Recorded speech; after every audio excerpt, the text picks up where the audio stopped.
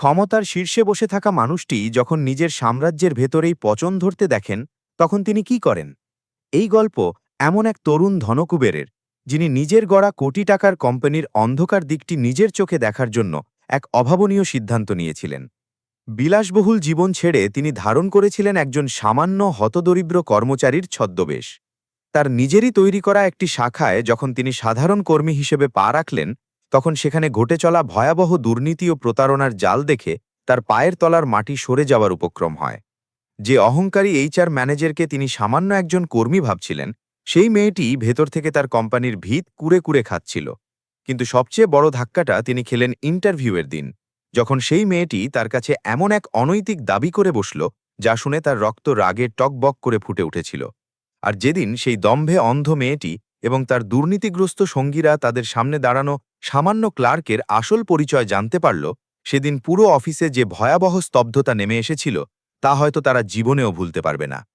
চলুন শুরু করা যাক বিশ্বাসঘাতকতা, ছদ্মবেশ এবং চরম প্রতিশোধের এই শ্বাসরুদ্ধকর কর্পোরেট থ্রিলারটি। সকাল প্রায় 9:30 বাজছিল। ঢাকার অন্যতম অভিজাত বাণিজ্যিক এলাকা মতিঝিলের গগনচুম্বী কাঁচের বিশাল ভবনটি ভোরের নরম রোদে ঝলমল করছিল। এই আকাশছোঁয়া ভবনের একেবারে সর্বোচ্চ তলায় অবস্থিত ছিল দেশের স্বনামধন্য ইম্পিরিয়াল হোল্ডিংসের হেড অফিস। বিশাল এবং রাজকীয় একটি কেবিনে গভীর চিন্তায় মগ্ন হয়ে বসেছিলেন আরিয়ান চৌধুরী, দেশের অন্যতম কনিষ্ঠ ও সফল বিলিয়নিয়ার, যার দূরদর্শিতা এবং ব্যবসায়িক বুদ্ধিমত্তার কাছে বড় বড় কর্পোরেট জায়ান্টরাও হার মানত। রিয়েল এস্টেট থেকে শুরু করে health care, technology, 5 star hotel এবং ফাইন্যান্স, সব খাতেই তার আধিপত্য ছিল প্রশ্নতীত। কিন্তু আজকের সকালে তার সুপরিচিত সেই আত্মবিশ্বাসী চেহারাটা যেন কোথায় হারিয়ে গিয়েছিল। তার চোখে মুখে স্পষ্টতই এক গভীর দুশ্চিন্তার মেঘ জমেছিল। তার সামনের বিশাল মেহগিনি কাঠের টেবিলের ওপর ছড়ানো ছিটানো ছিল অসংখ্য আর্থিক হিসাবের ফাইল। আরিয়ান বারবার একই পরিসংখ্যানগুলোর দিকে তাকিয়ে বোঝার চেষ্টা করছিলেন। হঠাৎ একরাশ বিরক্তি নিয়ে তিনি ফাইলগুলো সশব্দে বন্ধ করে দিলেন এবং নিজের দামি লেদের চেয়ারে হেলান দিয়ে বসলেন। এটা কোনোভাবেই সম্ভব নয়। তিনি অত্যন্ত ধীর কিন্তু গম্ভীর স্বরে নিজেকেই বললেন, পুরো দেশের সবকটি শাখা যখন লাভের মুখ দেখছে, তখন শুধু এই একটি নির্দিষ্ট শাখা কেন টানা লোকসানের অতল গহ্বরে তলিয়ে যাচ্ছে? আর কালক্ষেপণ না করে তিনি ইন্টারকমের রিসিভারটি তুলে নিলেন। রাফসান, জরুরি দরকার, এক্ষুনি আমার কেবিনে এসো। মাত্র কয়েক মুহূর্তের ব্যবধানেই কেবিনের ভারী কাঁচের দরজাটি খুলে গেল এবং ভেতরে প্রবেশ করল তার সবচেয়ে বিশ্বস্ত ফাইন্যান্স ম্যানেজার রাফসান জামান। জি স্যার, আমাকে ডেকেছেন? আরিয়ান কোনো ভনিতা না করে সামনের একটি নির্দিষ্ট ফাইল রাফসানের দিকে এগিয়ে দিলেন। আমাকে একটা কথার সোজা জবাব দাও, চট্টগ্রামের ইম্পিরিয়াল লাইফ ইন্স্যুরেন্স শাখাটি গত 3 বছর ধরে কেন একটানা লোকসানের হিসাব দেখিয়ে যাচ্ছে?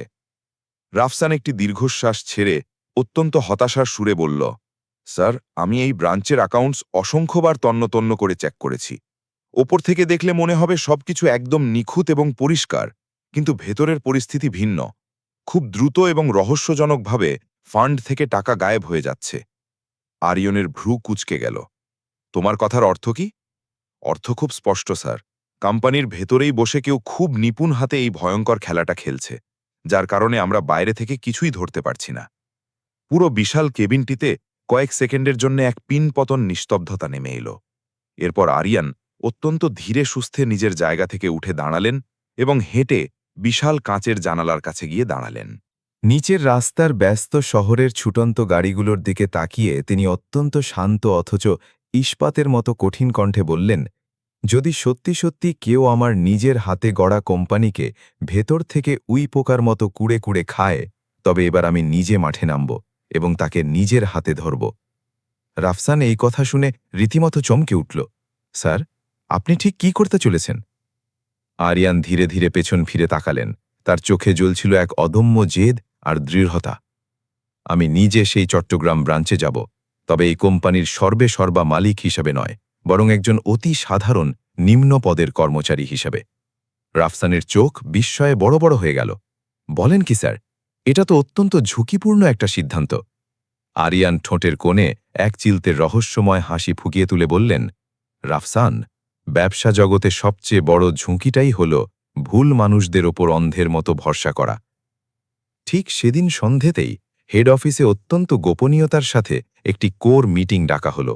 সেই সুরক্ষিত মিটিং রুমে উপস্থিত ছিলেন finance manager Rafsan Zaman, legal adviser Tania Sen, operation head Fahim Rahman এবং ফাইন্যান্স কন্ট্রোলার সাদিয়া আফরোজ।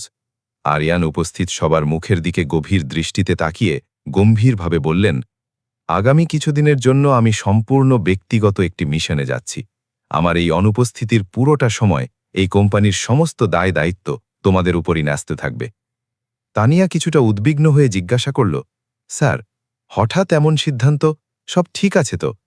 আরিয়ান মনে মনে বাঁকা হেসে ভাবলেন, হ্যাঁ, এবার সত্যি সব ঠিক হতে চলেছে। তবে মুখে শুধু সামান্য মাথা নাড়লেন। পরের দিন সকালে কোটি কোটি টাকার সাম্রাজ্যের মালিক আরিয়ান চৌধুরীকে প্রথমবারের মতো এত সাদামাটা রূপে দেখা গেল। পরনে একটি অতি সাধারণ হালকা রং ছটা মলিন শার্ট, বেশ পুরনো একটা জিন্স প্যান্ট এবং পায়ে ধুলো মাখা সাধারণ জুতো। আয়নার সামনে দাঁড়িয়ে নিজের এই নতুন রূপ দেখে তিনি অত্যন্ত ধীর স্বরে উচ্চারণ করলেন, আজ থেকে আমার নাম আরিয়ান চৌধুরী নয়, আমি এখন থেকে রনি আহমেদ। এরপর সোজা চট্টগ্রামে পৌঁছনোর পর তিনি ইম্পিরিয়াল লাইফ ইন্স্যুরেন্সে সেই নির্দিষ্ট ব্রাঞ্চের ঠিক বাইরে গিয়ে দাঁড়ালেন। বিশাল ভবনটির দিকে তাকিয়ে তিনি মনে মনে বললেন, চলো এবার দেখা যাক এই দুর্নীতির সিংহাসনে আসলে কে বসে আছে। একটি গভীর দীর্ঘশ্বাস বুকে টেনে নিয়ে তিনি সাধারণ মানুষের মতো পায়ে হেঁটে ভবনের ভেতরে প্রবেশ করলেন। রিসেপশনে বসা তরুণী মেয়েটি নিজের স্মার্টফোনে মগ্ন ছিল। আরিয়ানের উপস্থিতিতে সে চরম বিরক্তি নিয়ে চোখের দৃষ্টি সামান্য উপরে তুলে বলল, হ্যাঁ, কি চাই বলুন। আরিয়ান, যিনি এখন রনি আহমেদ, অত্যন্ত বিনীতভাবে এবং কিছুটা জড়সড় হয়ে বললেন, ম্যাডাম, আমার একটা চাকরির খুব দরকার ছিল। আমি বাইরে থেকে শুনলাম আপনাদের এখানে নাকি ক্লার্ক পদে লোক নেওয়া হচ্ছে। মেয়েটি তাকে অত্যন্ত তাচ্ছিল্যের সাথে ওপর থেকে নিচ পর্যন্ত স্ক্যান করল এবং তারপর ব্যঙ্গ করে হেসে উঠল। শুনুন ভাই, এখানে মানুষ সাধারণত চাকরি নিতে আসে না, বরং যারা আছে তারাও চাকরি ছেড়ে পালাতে চায়। আরিয়ান নিজেকে সম্পূর্ণ শান্ত রেখে বিনীতভাবেই উত্তর দিলেন, তারপরেও ম্যাডাম, আমি অন্তত একবার চেষ্টা করে দেখতে চাই। মেয়েটি একটা অবজ্ঞার দৃষ্টি ছুড়ে দিয়ে একটি খালি ফর্ম তার দিকে এগিয়ে দিল। এটা ঠিকঠাক পূরণ করুন আর তারপর সোজা HR-এর রুমে গিয়ে দেখা করুন। আরিয়ান তাকে ধন্যবাদ জানিয়ে একপাশে দাঁড়িয়ে খুব মনোযোগ দিয়ে ফর্মটি পূরণ করতে লাগলেন। তিনি তখনও হয়তো পুরোপুরি আন্দাজ করতে পারেননি যে আর মাত্র কয়েক মিনিটের মধ্যেই তিনি নিজেরই এই ব্রাঞ্চের সবচেয়ে কুৎসিত এবং নোংরা সত্যিটির মুখোমুখি হতে চলেছেন। প্রায় আধ ঘন্টা অপেক্ষার পর ইন্টারভিউ রুমের ভারী দরজাটি খুলল। ভেতর থেকে ডাক এলো, রনি আহমেদ। আরিয়ান মাথা নিচু করে ভেতরে প্রবেশ করলেন, কিন্তু সামনের দিকে বসা প্রধান HR মেয়েটির উপর চোখ পড়তেই তিনি কয়েক মুহূর্তের জন্য রীতিমতো থমকে গেলেন। এই মেয়েটির নাম রুবিনা শেখ। দেখতে সে ভীষণ রূপসী, পরনে অত্যন্ত দামি এবং রুচিশীল কর্পোরেট পোশাক, কিন্তু তার চেহারায় এক উগ্র অহংকার এবং চোখের দৃষ্টিতে এমন এক দম্ভ ফুটেছিল যেন এই পুরো কোম্পানির মালিক সে নিজেই। রুবিনার দুই পাশে দুজন সহকারী ম্যানেজার বসেছিল, যাদের নাম সজল এবং নাবিল। রুবিনা মুখে কোনো ধরনের হাসি না এনেই অত্যন্ত কড়া চোখে আরিয়ানকে ওপর থেকে নিচ পর্যন্ত খুঁটিয়ে খুঁটিয়ে দেখল। তারপর ঠোঁটটা একটু বাঁকিয়ে অত্যন্ত অপমানজনক সুরে বলে উঠল, কি ব্যাপার, হ্যাঁ? তুমি এখানে ইন্টারভিউ দিতে এসেছো নাকি কোনো চ্যারিটি ফান্ড থেকে রেশন তুলতে এসেছো? সাথে সাথে পুরো ঘরটিতে বাকি দুজনের চাপা হাসির শব্দ প্রতিধ্বনিত হল, কিন্তু আরিয়ান নিজেকে শক্ত রেখে নির্বিকার ভঙ্গিতে দাঁড়িয়ে থাকলেন। রুবিনা তার দামি রিভলভিং চেয়ারে আয়েশ করে পেছনে হেলান দিয়ে বলল, শোনো, সত্যি কথা বলতে কি, তোমার মতো এই গরিব এবং মলিন চেহারার মানুষদের আমার একদমই পছন্দ নয়। তার কথা শুনে সজল আবার শব্দ করে হেসে ফেলল। রুবিনা একটু থেমে আবার বলতে শুরু করল, কিন্তু কি আর করার বলো, কোম্পানির কিছু ধরাবাঁধা নিয়ম আছে, নইলে আমি তোমার মতো লোকদের এই অফিসের মেন গেটের ভেতরেও কখনো ঢুকতে দিতাম না। আরিয়ান চুপচাপ সব কিছু হজম করে যাচ্ছিলেন।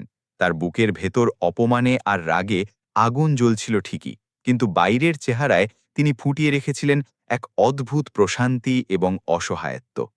রুবিনা অবহেলার সাথে আরিয়ানের সিভি ফাইলটা তুলে নিয়ে প্রশ্ন করল, তাহলে মিস্টার রনি, তোমার এখানে এই সামান্য চাকরিটা কেন চাই? আরিয়ান অত্যন্ত করুণ স্বরে উত্তর দিলেন, ম্যাডাম, আমার ঘাড়ে পুরো সংসারের অনেক বড় দায়িত্ব আছে। আমাকে যে কোনো ছোটখাটো কাজ দিলেও চলবে। আমি কথা দিচ্ছি পুরো সততা এবং নিষ্ঠার সাথে কাজ করব। তার মুখে সততা শব্দটি শুনতেই রুবিনা যেন ফেটে পড়ল এক অট্টহাসিতে। সততা! সে তার দুই পাশে বসা ম্যানেজারদের দিকে তাকিয়ে ব্যঙ্গাত্মক ভঙ্গিতে বলল, তোমরা কি শুনলে ওর কথা? আমাদের অফিসে নাকি একজন পুরোপুরি সৎ মানুষ কাজের সন্ধানে এসেছে। এ কথা শুনে তিনজনই এবার হো হো করে হাসতে শুরু করল। কিন্তু হঠাৎ করেই রুবিনার হাসিমাখা মুখের এক্সপ্রেশন এবং গলার স্বর সম্পূর্ণ বদলে গেল। শোনো, যদি সত্যি এখানে এই চাকরিটা করতে চাও, তবে এখানকার প্রথম এবং প্রধান নিয়মটা ভালো করে মাথার ভেতর ঢুকিয়ে নাও। এই অফিসে ঠিক সেটাই চলে যা আমি চাই এবং আমি নির্দেশ দিই। আরিয়ান একদম চুপ করে রইলেন। রুবিনা সামনের দিকে একটু ঝুঁকে এসে ফিসফিস করে অথচ তীক্ষ্ণ গলায় বলল, আর যদি তুমি তোমার চাকরিটা কনফার্ম চাও, তবে তোমার প্রথম মাসের পুরো বেতনটা আমাকে আমার টেবিলে এনে দিতে হবে। এই চরম অনৈতিক দাবির পর আরিয়ান প্রথমবারের মতো একটু প্রতিবাদের সুরে প্রশ্ন করলেন, ম্যাডাম, এটা তো আমার উপর চরম অন্যায় হচ্ছে। এই কথা শোনামাত্র রুবিনার চোখ রাগে লাল হয়ে উঠল। শোনো, আমাকে এখানে দাঁড়িয়ে ঠিক ভুলের লেকচার বা নীতিবাক্য শোনানোর কোনো চেষ্টা করবে না। চাকরি চাইলে আমার এই শর্ত তোমাকে মানতেই হবে, নইলে দরজা খোলা আছে, বেরিয়ে যাও। কয়েক সেকেন্ডের জন্য ইন্টারভিউ রুমটিতে এক দম বন্ধ করা নিস্তব্ধতা ছেয়ে গেল। তারপর আরিয়ান যেন নিজের ভাগ্যকে মেনে নিচ্ছেন এমন অভিনয় করে ধীরে মাথা নেড়ে বললেন, ঠিক আছে ম্যাডাম, আমি রাজি।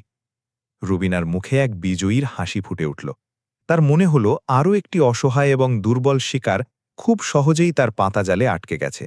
কিন্তু আরিয়ানের প্রখর মস্তিষ্কে তখন শুধু একটাই চিন্তার স্রোত বইছিল। দুর্নীতির সবচেয়ে প্রথম এবং অকাট্য প্রমাণটি তিনি নিজের হাতে পেয়ে গেছেন।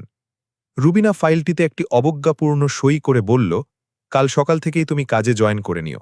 আর হ্যাঁ, এখানে বেশি সততা বা হিরোগিরি দেখানোর একদম চেষ্টা করবে না।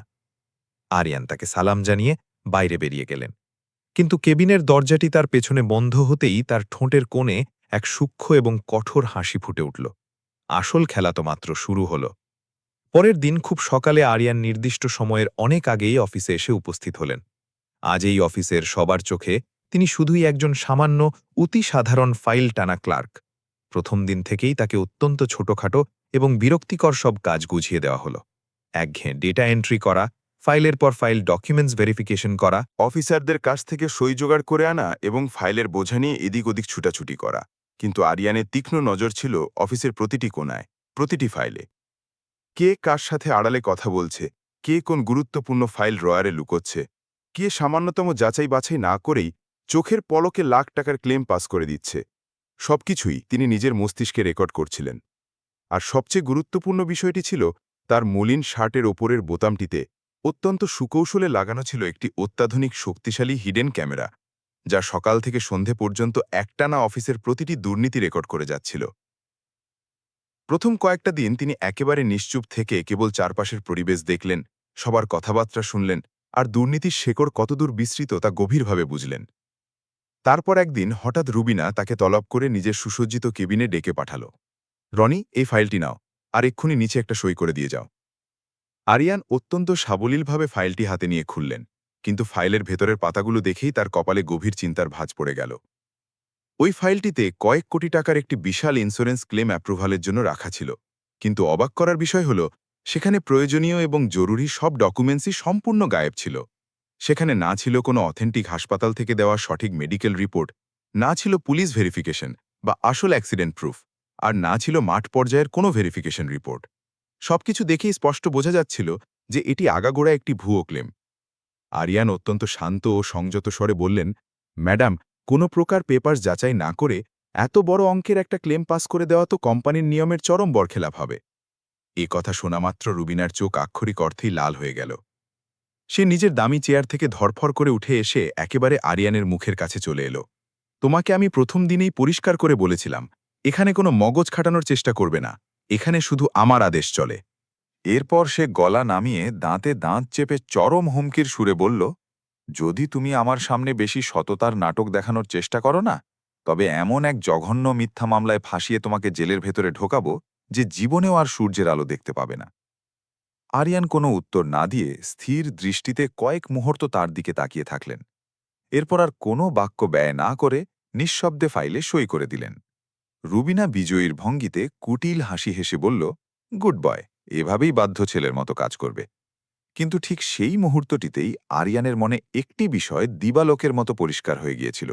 এটা শুধু সাধারণ কিছু টাকা ঘুষ খাওয়ার ঘটনা নয়, এটা রীতিমতো পুরো ইন্স্যুরেন্স কোম্পানিটাকে ভেতর থেকে ফোকলা করে লুটে নেওয়ার এক বিশাল এবং সঙ্গবদ্ধ খেলা। আর এখন তিনি কেবল এই সত্যিটা জেনে থেমে থাকতে চাইছিলেন না, তিনি এই পুরো জালিয়াত চক্রের প্রত্যেককে একেবারে হাতে নাতে ধরতে চাইছিলেন।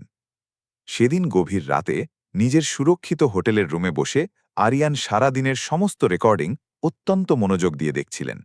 রুবিনার প্রতিটি দম্ভভরা কণ্ঠস্বর, প্রতিটি নোংরা হুমকি, প্রতিটি ঘুষ লেনদেনের দৃশ্য, সব কিছু একদম ক্রিস্টাল ক্লিয়ার রেকর্ড হয়ে গিয়েছিল। ঠিক তখনই তার প্রাইভেট ফোনে একটি সিকিউরড মেসেজ এসে ঢুকল। মেসেজটি ছিল হেড অফিস থেকে রাফসানের। স্যার, ওখানকার ভেতরের পরিস্থিতি কি সত্যিই খুব গুরুতর? আরিয়ান গম্ভীর মুখে রিপ্লাই টাইপ করলেন, আমরা যা ভেবেছিলাম তার চেয়েও অনেক বেশি ভয়ঙ্কর। এরপর তিনি ল্যাপটপের স্ক্রিনটা বন্ধ করতে করতে নিজের মনেই ধীর এবং শীতল স্বরে বললেন, তোমরা অনেক খেলেছ, এবার চূড়ান্ত এবং শেষ আঘাতটা আমি নিজে করব।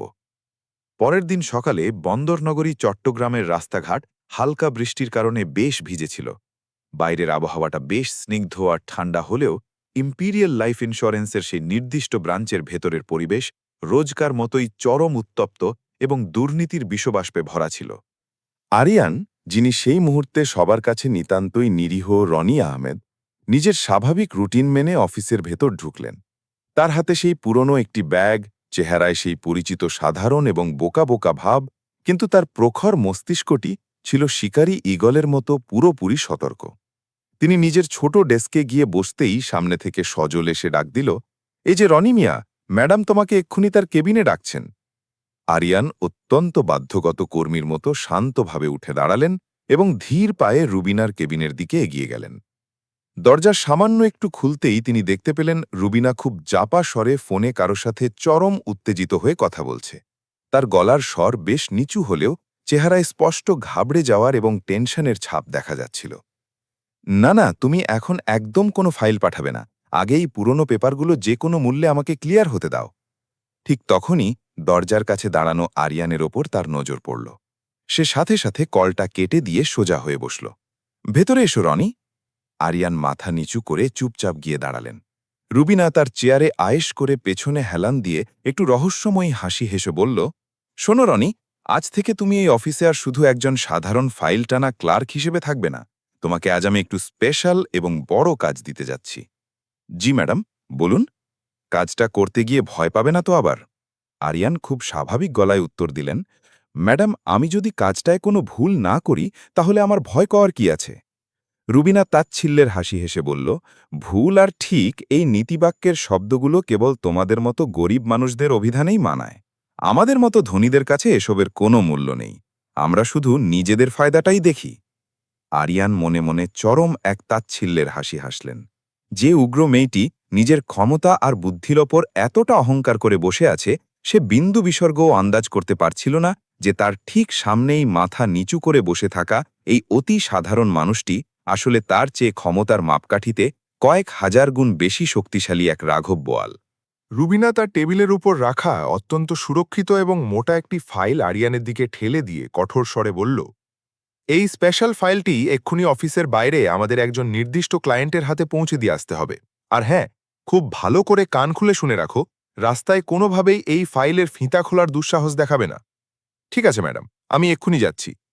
আরিয়ান ফাইলটি সাবধানে নিজের হাতে নিয়ে কেবিন থেকে বাইরে বেরিয়ে গেলেন। কিন্তু সোজা রাস্তায় না গিয়ে তিনি যখন পার্কিং এরিয়ায় পৌঁছলেন, তখন চারপাশটা ভালো করে দেখে নিয়ে নিজের বাইকে বসে অত্যন্ত সন্তর্পণে ফাইলের ফিতা খুললেন। আর ভেতরের কাগজপত্রে চোখ পড়তেই পরের মুহূর্তেই রাগে তার চোখের দৃষ্টি শীতজ এবং ধারালো হয়ে এলো। ওই ফাইলটির ভেতরে অসংখ্য ভুয়ো এবং জাল মেডিকেল রিপোর্টের স্তূপ ছিল, বেশ কিছু নিখুঁতভাবে তৈরি করা জাল ডেথ সার্টিফিকেট এবং নামি দামি সব হাসপাতালের ভুয়ো রসিদ ছিল। আর সবচেয়ে চমকে দেওয়ার এবং শিউরে ওঠার মতো ব্যাপারটি হল, যেসব দুর্ভাগ্যবান মানুষের মৃত্যুর কথা বলে ক্লেমগুলো সাজানো হয়েছিল, তাদের মধ্যে অন্তত দুজন মানুষকে আরিয়ান ব্যক্তিগতভাবে জানতেন, যারা এখনও দিব্যি সুস্থ শরীরে বেঁচে আছে। আরিয়ান অত্যন্ত সাবধানে ফাইলটি আগের মতো বন্ধ করলেন। তার মানে এই দুর্নীতির শেকড় আর এদের জাল জালিয়াতির খেলা আমার ধারণার চেয়েও অনেক গভীরে প্রথিত। তিনি কালক্ষেপণ না করে নিজের হাই রেজলিউশন মোবাইলের ক্যামেরা দিয়ে অত্যন্ত দ্রুততার সাথে প্রতিটি জাল ডকুমেন্টের ছবি তুলে সেভ করে নিলেন। সেদিন বিকেলে অফিসের লাঞ্চ টাইম চলছিল। অফিসের বেশিরভাগ কর্মচারী নিজেদের ডেস্ক ছেড়ে ক্যান্টিনে বসে আড্ডা দিচ্ছিল। কেউ গরম চায়ে চুমুক দিচ্ছিল, কেউ আড়ালে গুটখাচি বচ্ছিল, আবার কেউ কেউ নিজেদের মধ্যে খোশ গল্প করে হাসাহাসি করছিল। আরিয়ানও তার রোজকার অভ্যাস মতো ক্যান্টিনের একেবারে এক কোণায় গিয়ে একটি ছোট টেবিলে বসে পড়লেন। ঠিক তখনই পলাশ, জাহিদ আর রফিক নামের তিনজন স্টাফ এসে তার টেবিল ঘিরে বসল। তারা তিনজনই পুরো অফিসে রুবিনার ডান হাত এবং খাস চামচা হিসাবে পরিচিত ছিল। পলাশ মুখ টিপে হাসতে হাসতে আরিয়ানকে কোনই দিয়ে গুঁতো মেরে বলল, কি ব্যাপার রনি ভাই, তুমি তো দেখছি ম্যাজিক জানো। এত অল্প দিনেই তুমি একেবারে আমাদের রুবিনা ম্যাডামের খাস লোক হয়ে গেছিস। এ কথা শুনে বাকি দুজনও হো হো করে হেসে উঠল।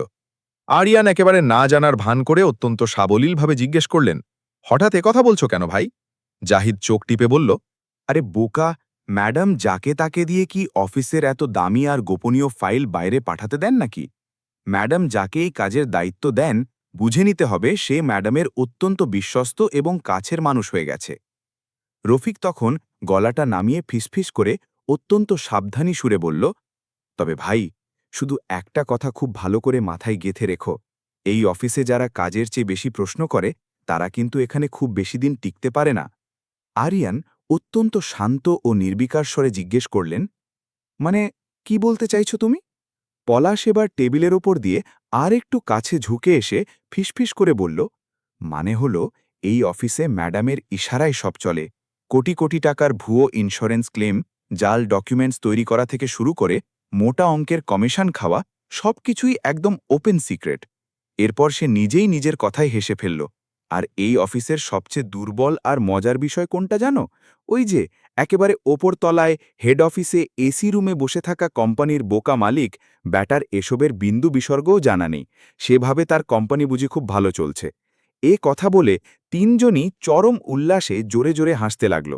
আরিয়ানও তাদের সাথে তাল মিলিয়ে অত্যন্ত হালকা এবং মেকি হাসলেন, কিন্তু তার চোখের গভীরে তখন জ্বলন্ত আগুনের মতো রাগ আর আক্রোশ স্পষ্ট দেখা যাচ্ছিল। তার নিজের ঘাম, রক্ত আর অমানসিক পরিশ্রমে তিল তিল করে গড়া কোম্পানি, তার সুনাম, মানুষের তার উপর রাখা ভরসা, এই নিচু স্তরের লোভী মানুষগুলো সামান্য কিছু টাকার লোভে সেসব নিলামে তুলে বেচে দিচ্ছিল। ঠিক তখনই হঠাৎ ক্যান্টিনের বাইরে পুরো অফিসে একটা চাপা শোরগোল উঠল। ম্যাডাম এসে গেছেন, রুবিনা ম্যাডাম রাউন্ডে বেরিয়েছেন। এই সতর্কবার্তা শোনামাত্র সবাই যার যার সিটে সোজা হয়ে বসে গেল। রুবিনা অত্যন্ত রাজকীয় ভঙ্গিতে হেঁটে ক্যান্টিনের ভেতরে প্রবেশ করল।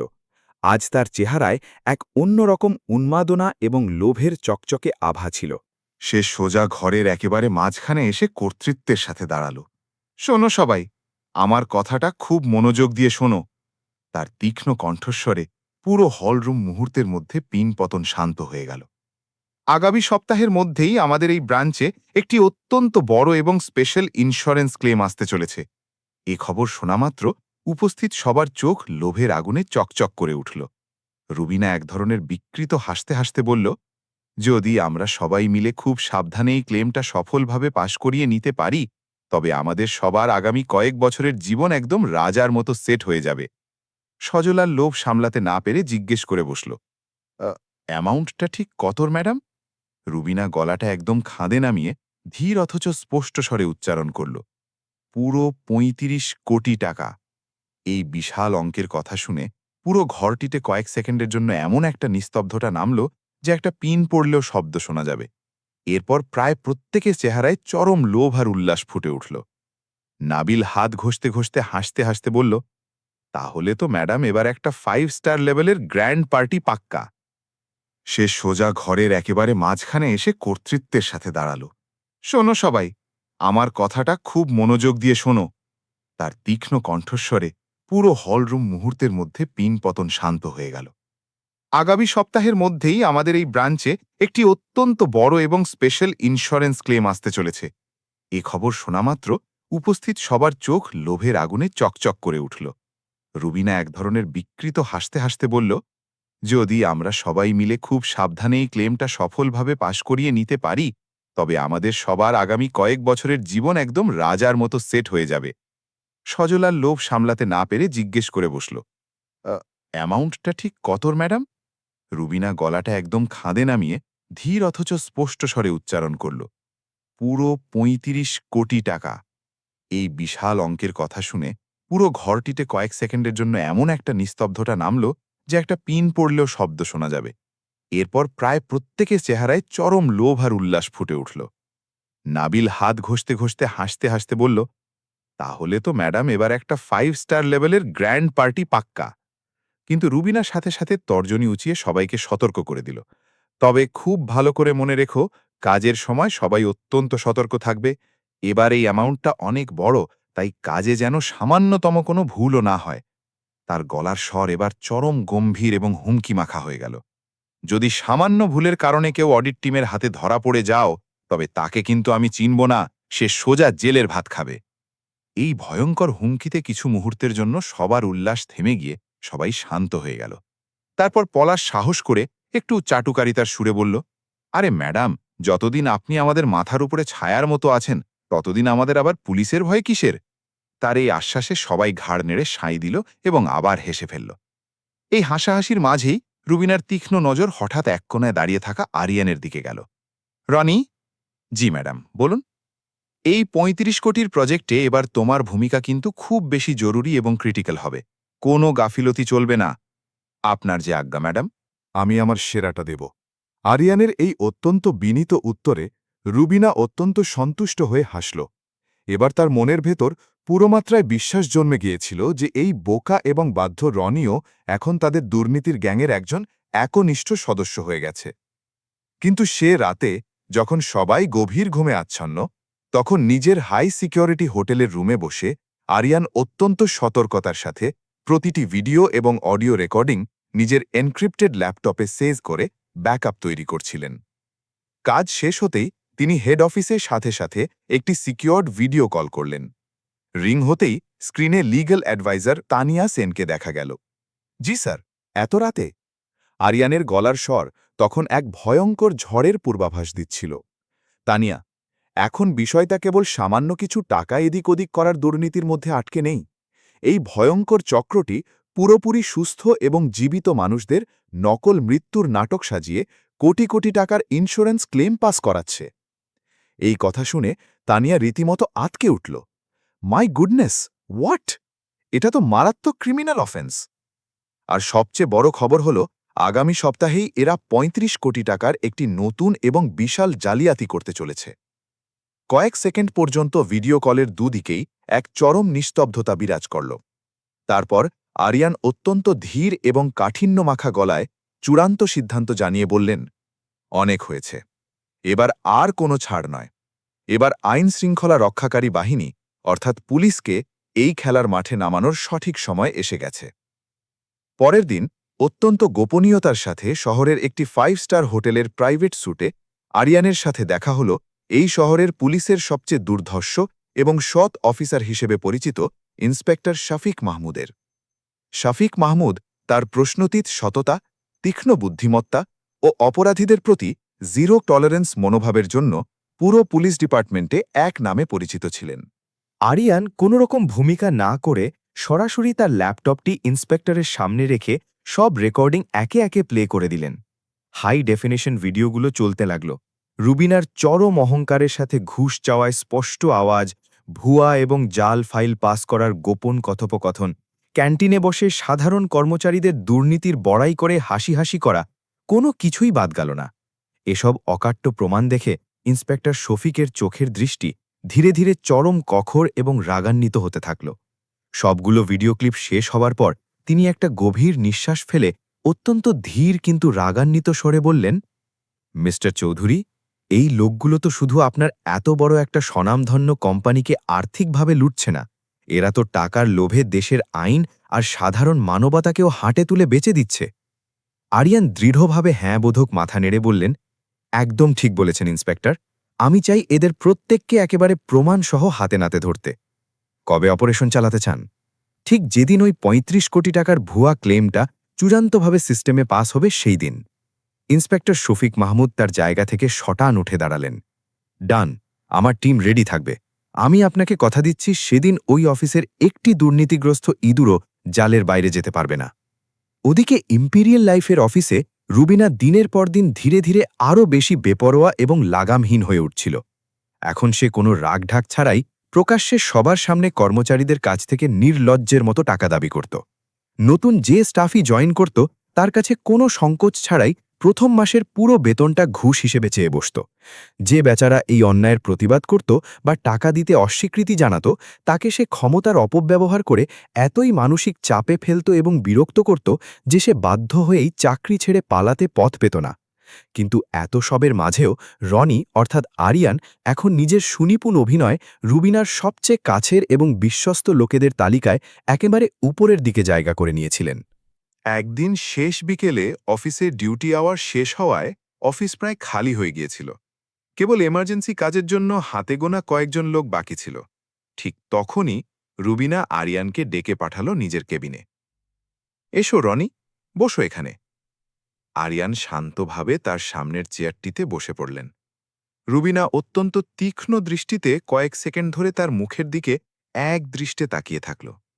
তারপর একটু চিন্তিত মুখে বলল, জানো রনি, আমার কেন যেন মনে হয় তুমি এই অফিসের বাকি সব সাধারণ লোকদের থেকে বেশ কিছুটা আলাদা।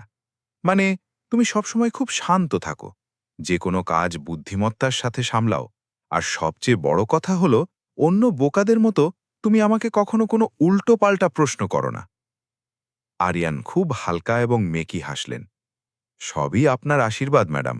এতদিনে খুব ভালো করেই শিখে গেছি এই অফিসে টিকে থাকতে হলে আসলে কিভাবে কাজ করতে হয়। রুবিনা তার কথায় আশ্বস্ত হয়ে হেসে ফেলল। খুব ভালো, এভাবেই মাথা নিচু করে কাজ করে যাও। এরপর হঠাৎ করেই তার মাথায় কি যেন খেলল। সে একটু কৌতূহলী হয়ে জিজ্ঞেস করল, আচ্ছা রনি, ধরো হঠাৎ করে যদি কোনো একদিন লটারির মতো তোমার হাতে একসাথে অনেকগুলো কোটি টাকা চলে আসে, তবে তুমি সেই টাকা দিয়ে সবার প্রথমে কি করবে? আরিয়ান এক মুহূর্তের জন্য চোখ না নামিয়ে সোজা তার চোখের দিকে স্থির দৃষ্টিতে তাকিয়ে অত্যন্ত শান্ত স্বরে বললেন, যদি সত্যি কখনো আমার হাতে এত টাকা আসে, তবে আমি সবার প্রথমে সেই লোভী মানুষগুলোকে চরম শিক্ষা দেব, যারা কেবল কাগজের নোটের জন্য নিজেদের মনুষ্যত্ব এবং মানবতাকে বিক্রি করে দেয়। এই অপ্রত্যাশিত এবং ভারী কথাটি শোনার পর এক মুহূর্তের জন্য রুবিনার অহংকারী চেহারাটা ফ্যাকাশে হয়ে বদলে গেল। কিন্তু পরের সেকেন্ডেই সে নিজের ভেতরের অস্বস্তিটা লুকিয়ে ফেলে আবার স্বাভাবিক হওয়ার ভান করল। তুমি মাঝে মাঝে খুব অদ্ভুত এবং দার্শনিকদের মতো ভারী ভারী কথা বলো রনি। যেটা চরম সত্যি কথা ম্যাডাম, সেটা শুনতে সবসময় মানুষের কাছে একটু অদ্ভুত এবং তেতই লাগে। রুবিনা আর কোনো কথা না বাড়িয়ে কিছুক্ষণ গভীর দৃষ্টিতে তাকে পর্যবেক্ষণ করতে থাকল। হয়তো সেই মুহূর্তে প্রথমবারের মতো তার অবচেতন মন রনির এই অতি সাধারণ খোলসের ভেতরে লুকিয়ে থাকা এক ভয়ঙ্কর এবং ভিন্ন কাউকে অনুভব করতে পেরেছিল।